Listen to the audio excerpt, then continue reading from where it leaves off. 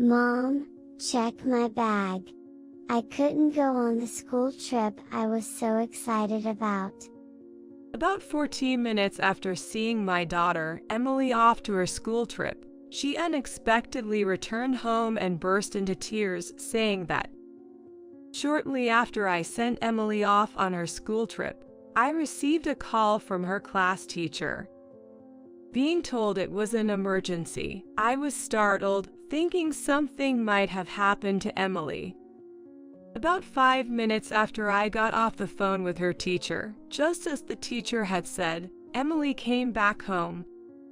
The reason Emily came back home was something in her backpack. When I checked, I found that her brand new change of clothes and other items were wet and discolored. I found out that my mother-in-law, Mary, had gone to the school and done something. Not to complain, but my relationship with Mary is bad, and she even disliked Emily, so there's no way she would have gone to see her granddaughter off. I immediately called Mary, furiously demanding an explanation.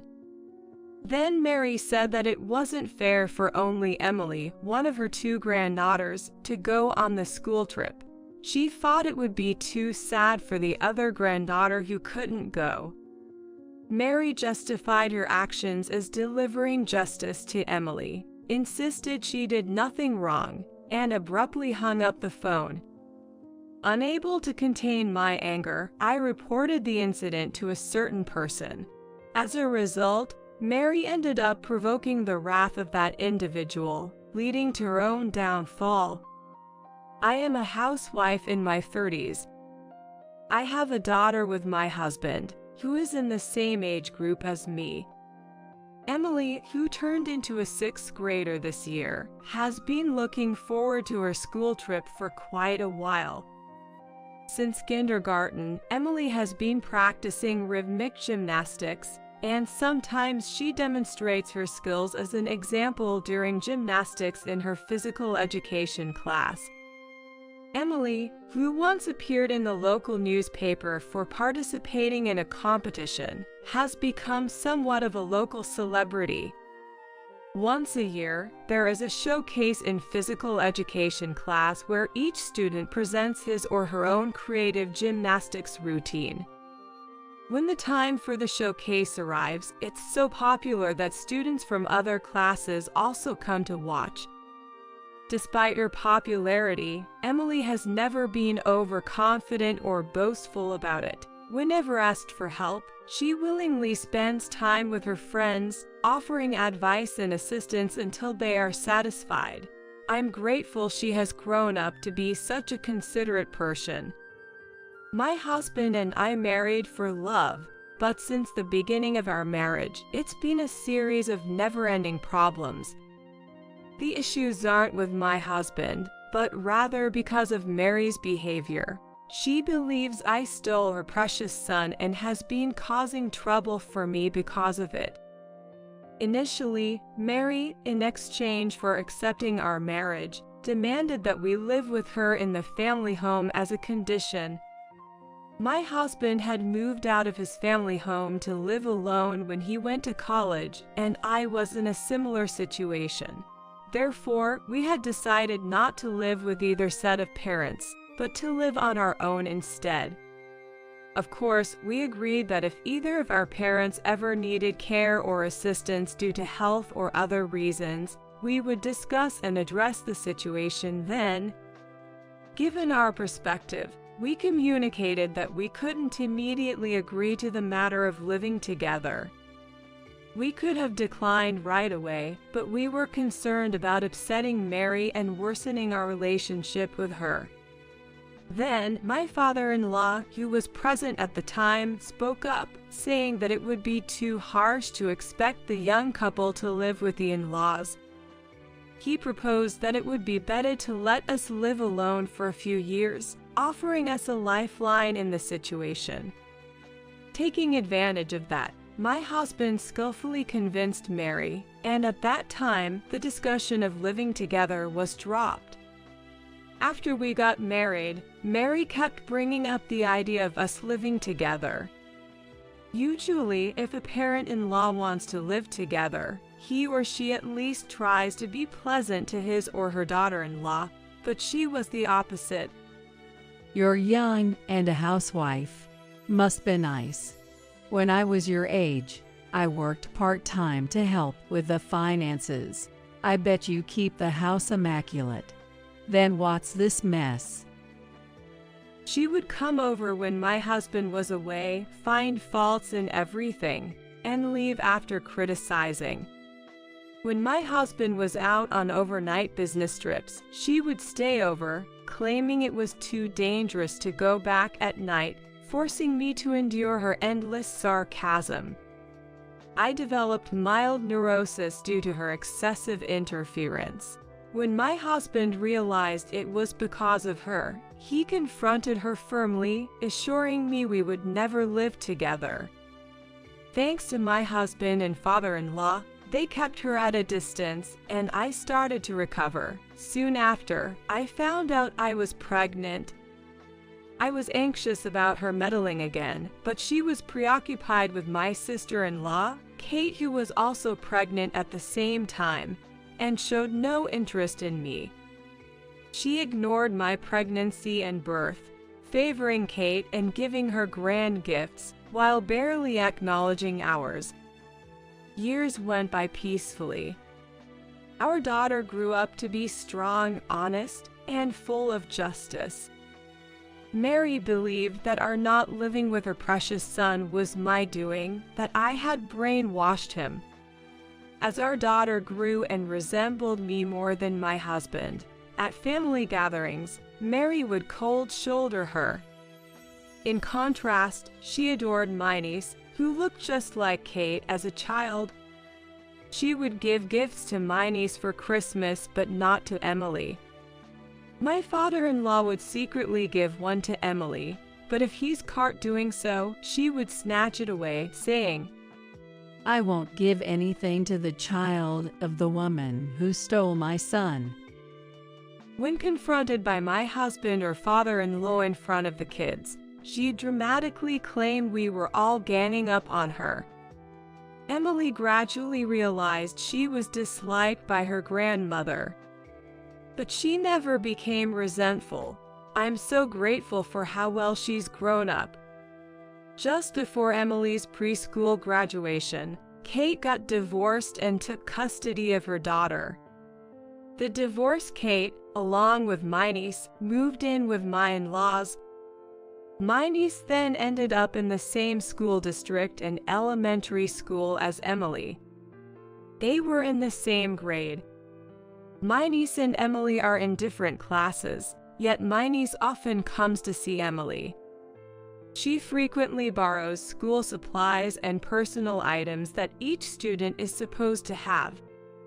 I realized this because Emily's stationery was running out unusually fast.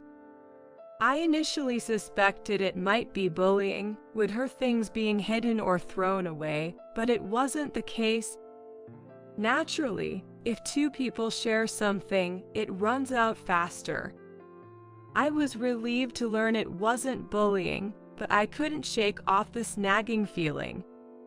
I wondered if this was also a form of harassment from Kate. Mary didn't like me and Emily, often making our lives difficult with her constant nagging and harassment. Especially after Kate got divorced and moved back in with my in-laws, there were frequent incidents that seemed like she was contacting me just to make snide remarks. How can someone as impressive as you be my brother's wife? You'll definitely be dumped eventually. Kate seems to think highly of herself as a capable woman.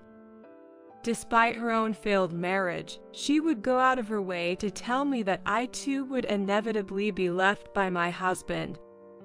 As irritating as it was, I tried to ignore her, thinking she was just envious of our seemingly happy family. However, the thought of her extending her spiteful behavior towards Emily was something I didn't want to consider.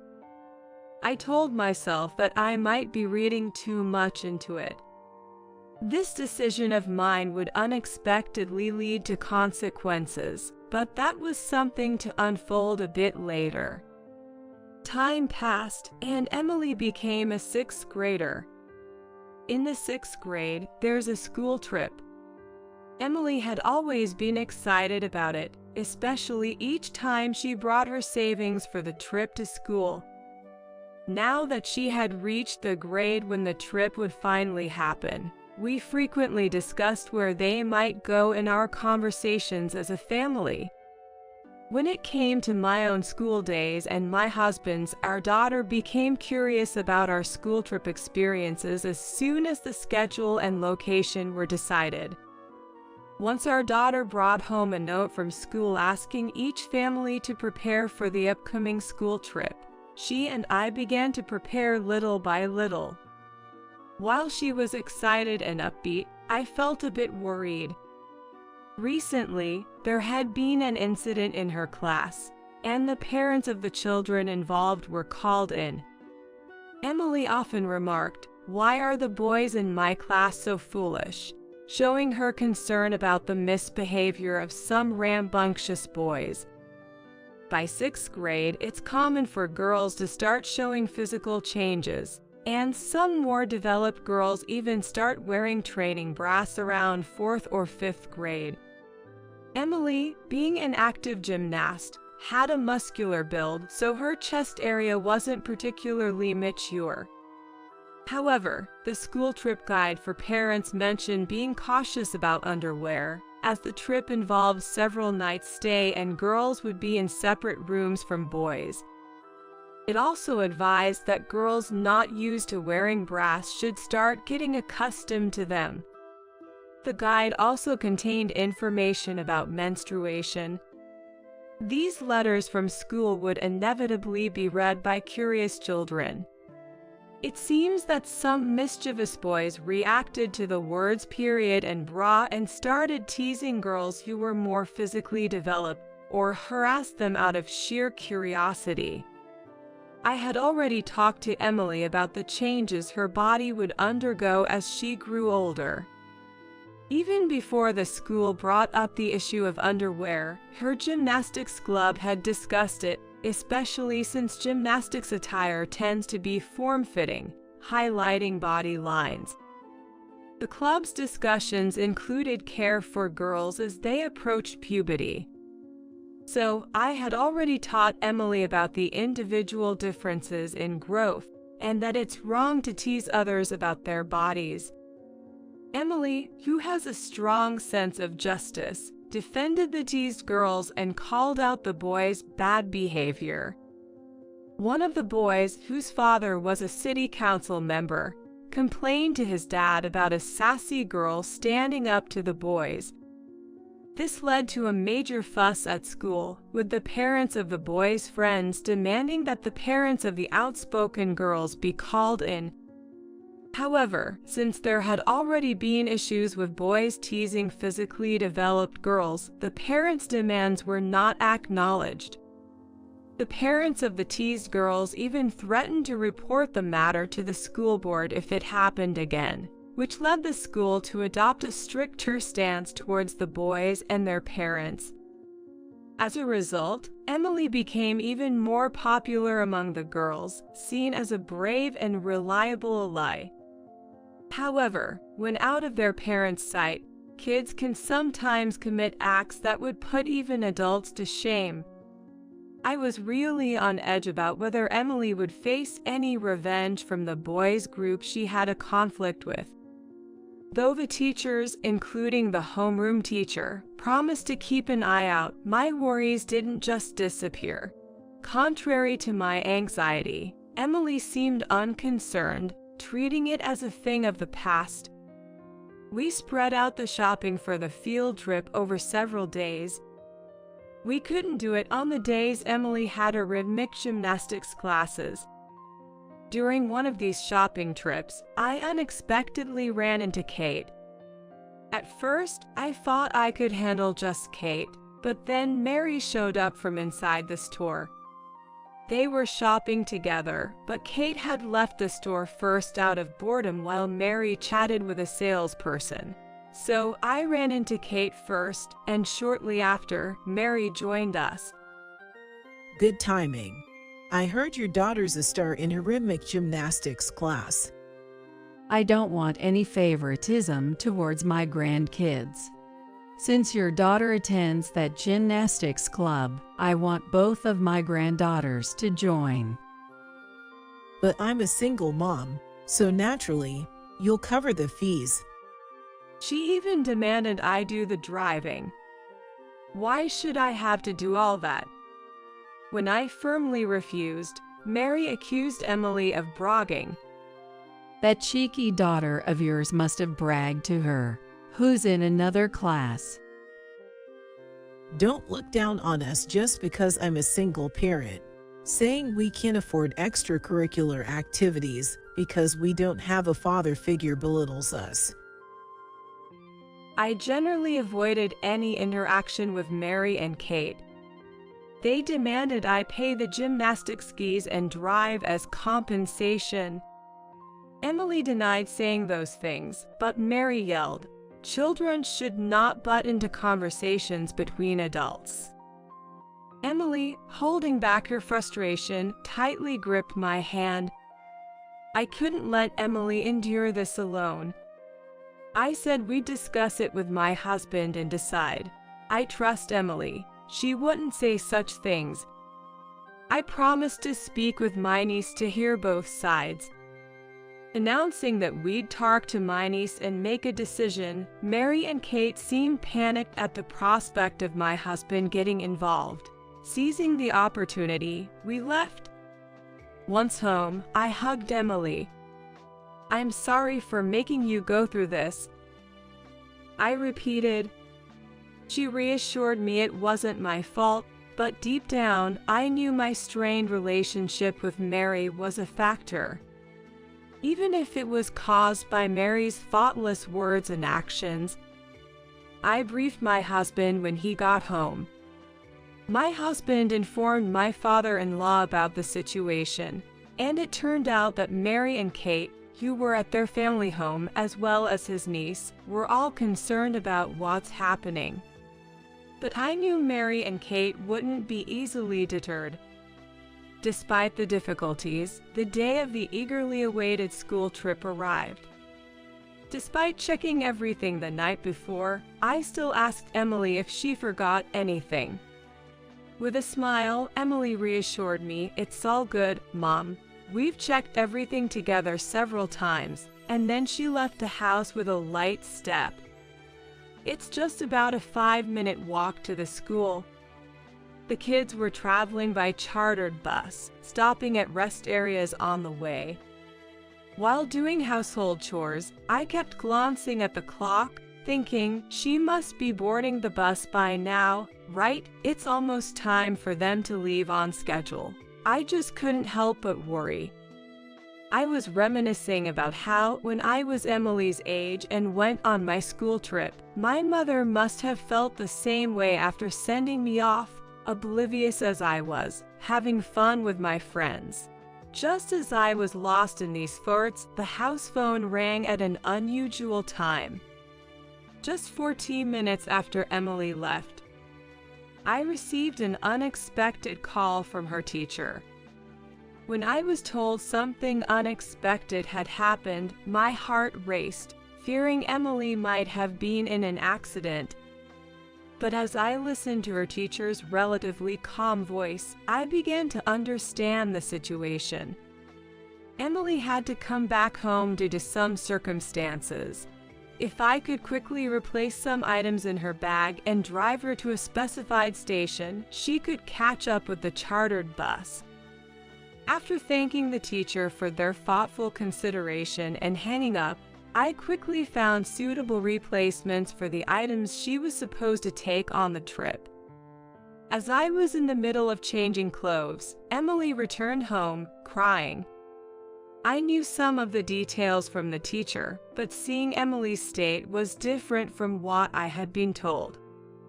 Just 14 minutes earlier, she had left the house looking bright and energetic. The only difference now was her tears instead of a smile. I asked her what happened, and she told me to look inside her backpack. When I checked, I found the interior slightly damp, though not enough to seep through to the exterior. The backpack, originally waterproof, had been further sprayed inside by my husband, anticipating any unforeseen events. Fortunately, only the inside of the backpack was wet, as the waterproofing held up, affecting only the items that weren't waterproof. Emily, crying, told me that Mary had come to see off her cousin and had poured juice into her backpack. Aware that her own grandmother didn't like her, Emily assumed she had come to see off her cousin, not her. So, engrossed in conversation with her friends from the same group, she didn't notice Mary standing behind her. It was her friend who was talking to her that noticed and said, "Hey, there's an unknown old lady touching your backpack." By the time she turned around, something had already been put in, and when she checked, she found the inside of her backpack was wet. Emily, understandably upset, confronted Mary, but she dismissed it as an accidental spill and left. I reassured Emily, telling her I would speak to Mary and encourage her to reset her mood and enjoy the school trip. I prepared a smaller backpack I normally use, filling it with substitutes for the original items and new spare clothes we had bought as reserves. Emily, regaining her spirits, helped me pack quickly, and we hurried to the car to drive to the designated station. We arrived before the bus, which had been caught in a bit of traffic. The bus made a special stop just for her, which we were grateful for. Emily boarded the bus, was greeted by her friends, and waved at me multiple times as she set off on the school trip. After watching the bus Emily was on disappear from view, I returned home, and before finishing up the remaining household chores, I called Mary to protest. I knew getting emotional would play into her hands, so I had to stay calm and composed while making my protest. Before picking up the receiver, I took several deep breaths. As I called her, Mary answered after a couple of rings. I calmly demanded an explanation for her actions with Emily's backpack. She's one of my 2 granddaughters, and it just seemed so unfair for only one to go on the trip. I thought you wouldn't listen to anything I said, so I wet the items in her backpack to prevent her from going. Isn't it your lack of concern to blame here? Shouldn't you realize that? What was this woman saying? That was my reaction upon hearing Mary's excuse. But as infuriating as it was, I knew calling her names would mean losing the argument. I tried to stay calm and counter her words. But then she abruptly ended the call, claiming she had to go out. I wasn't even aware that my niece couldn't go on the school trip. I generally avoided any interaction with Mary and Kate. How could I have known? Moreover, Emily hadn't mentioned anything about her cousin not being able to go. There was no information about any illness or injury, and even though my relationship with Kate wasn't good, if my niece had been sick or injured, my husband would have heard about it. My husband would have surely shared such information with me, at least for the sake of keeping me informed. The anger inside me was boiling, and just then my niece called.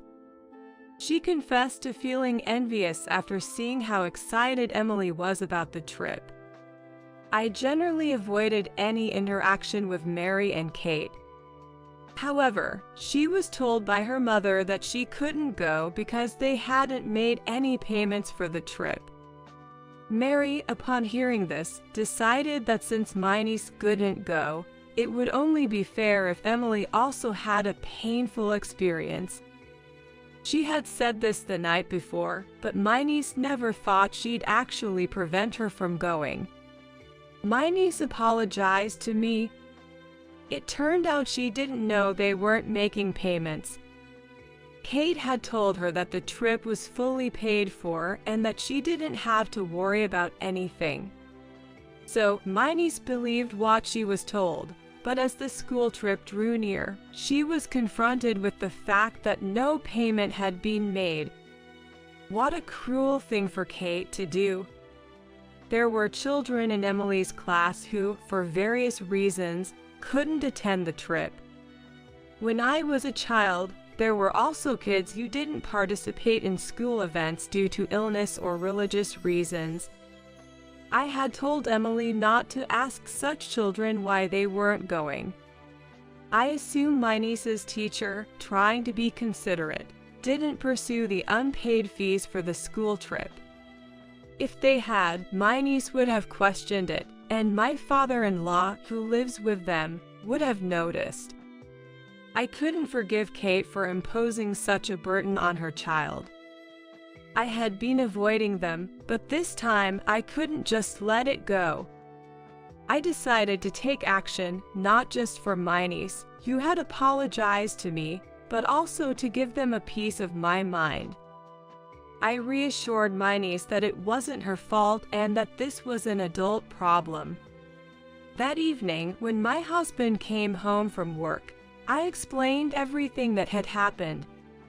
He immediately contacted my father-in-law, and we shared the whole story. My father-in-law, still working and in his late 50s, regretted not noticing the issue with the trip and apologized. He was quite shocked to learn that no payments had been made for the school trip. My husband was furious that Mary had gone to such lengths to harass our daughter at school. He apologized to me, regretting that he could have adjusted his schedule to drop our daughter off at school, thinking that if he had been there for the send-off, he might have been able to stop Mary's wrongdoing. It's hard to imagine Mary, who had never been involved in school events, would show up for a send-off. The resolution left a lot to be desired. However, my father-in-law wasn't done yet.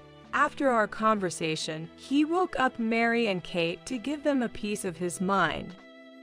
This lecture apparently went on until the early hours of the morning, leading them to call us before dawn as a form of retaliation.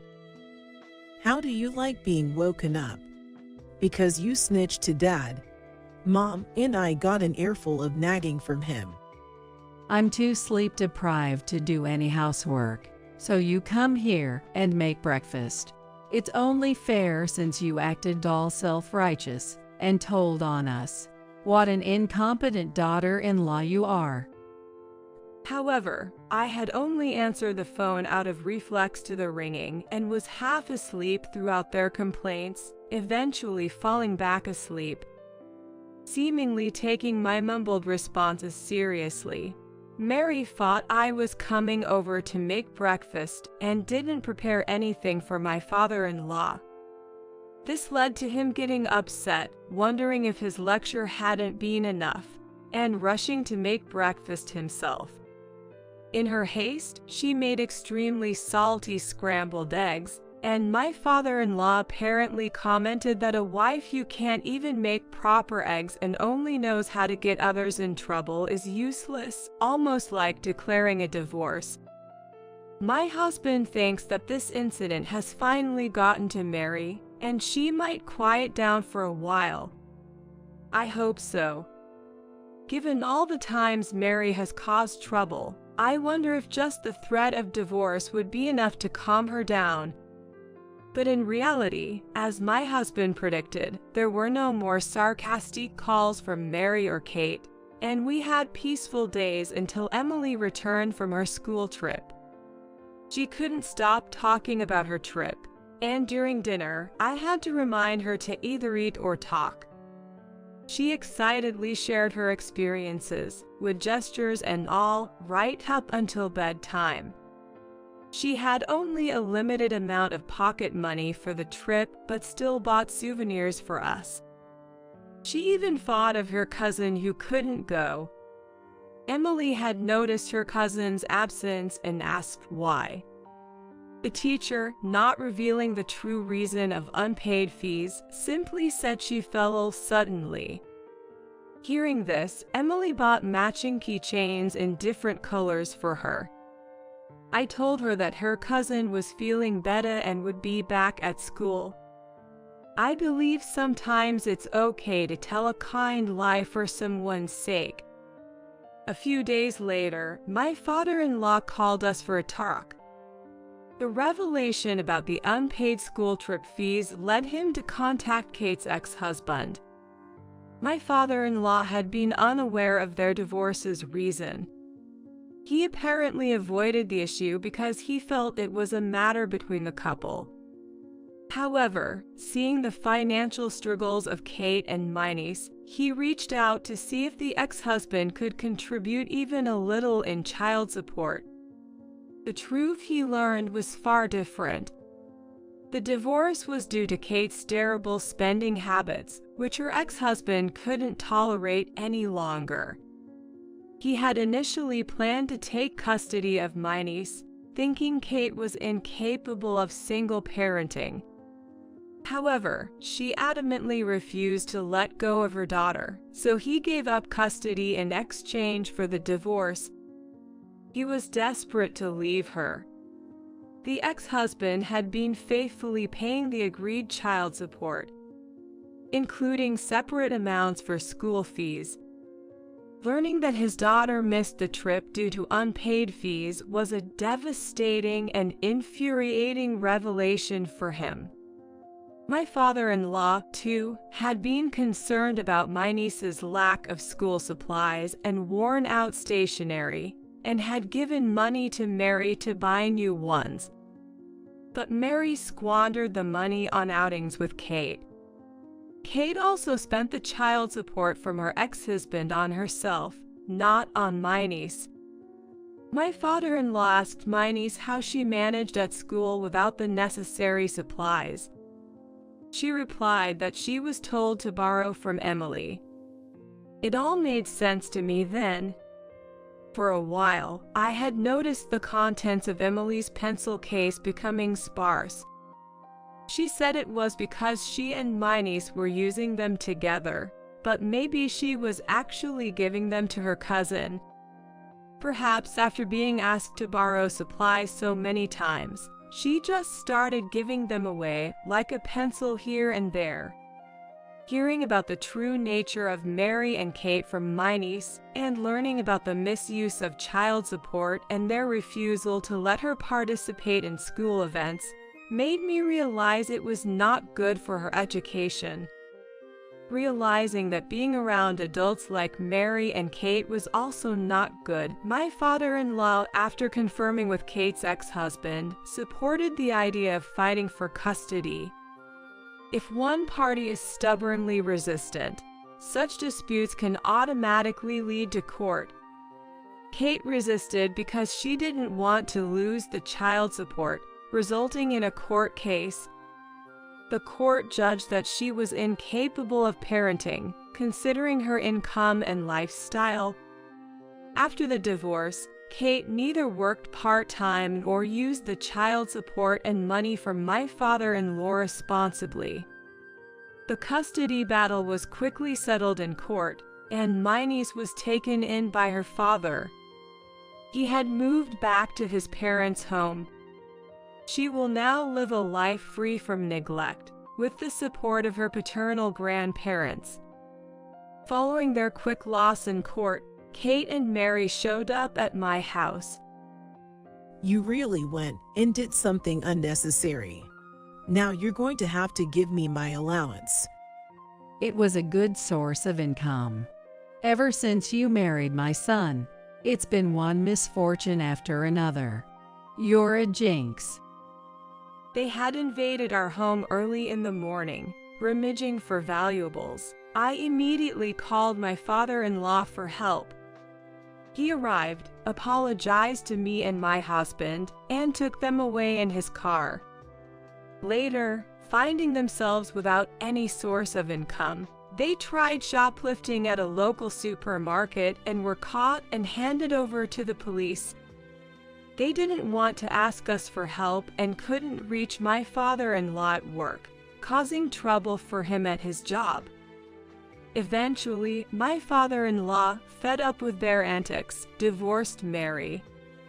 He left the house to them, choosing to live with us, as he had always been fond of Emily.